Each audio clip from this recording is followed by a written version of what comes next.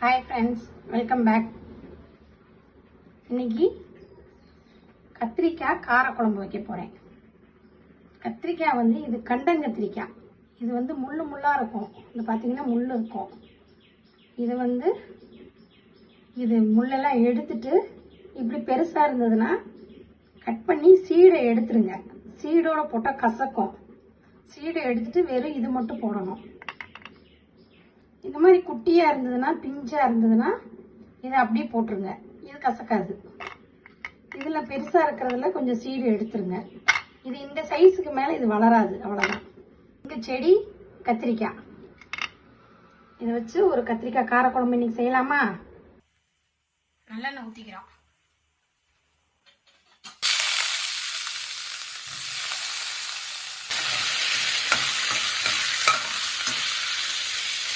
கொஞ்சம் உப்பு போட்டு வதக்குங்க.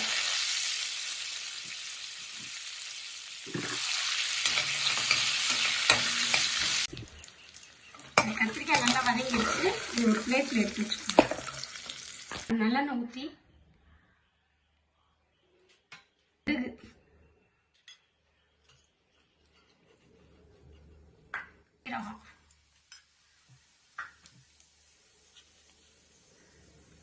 கொஞ்சம் வெந்தயம்,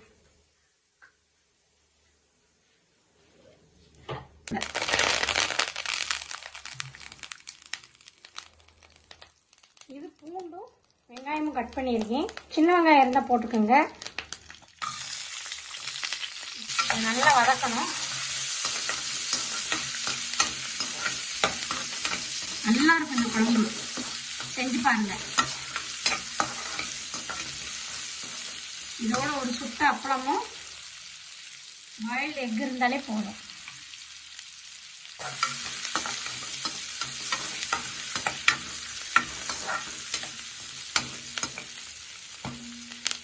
லெமன் சைஸ் புளியை கரைச்சி வச்சிருக்கிறேன்.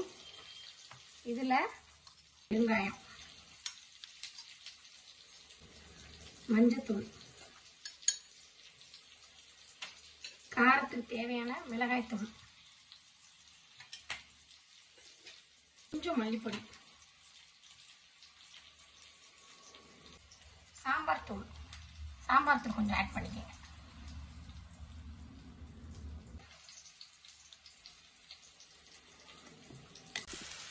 இந்த ஸ்டேஜ்ல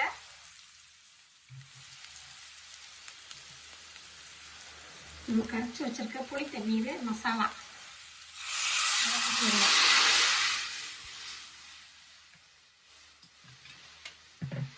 தேங்காயும் தக்காளியும் அரைச்சி வச்சிருக்கிறேன். கொஞ்சம் தேங்காய் அதை ஊற்றிடுங்க. கொஞ்சம் தண்ணி அரைச்சி ஊற்றிடுறேன். கொஞ்சம் புளிப்பு அதிகமாக இருந்தால் கொஞ்சம் மல்லிப்பொடி லைட்டாக போட்டுக்கோங்க. பாருங்க, நான் அந்த கத்திரிக்காய் போட்டுட்டேன். குழம்பு நல்லா கொதிச்சிருச்சு, நல்லா திக்காயிடுச்சு பாருங்க. எண்ணெய் பிரிய விட்டு அடுப்பு ஆஃப் பண்ணிடுங்க. கத்திரிக்காய் கிடைச்சா கண்டிப்பாக வாங்கி செய்யுங்க.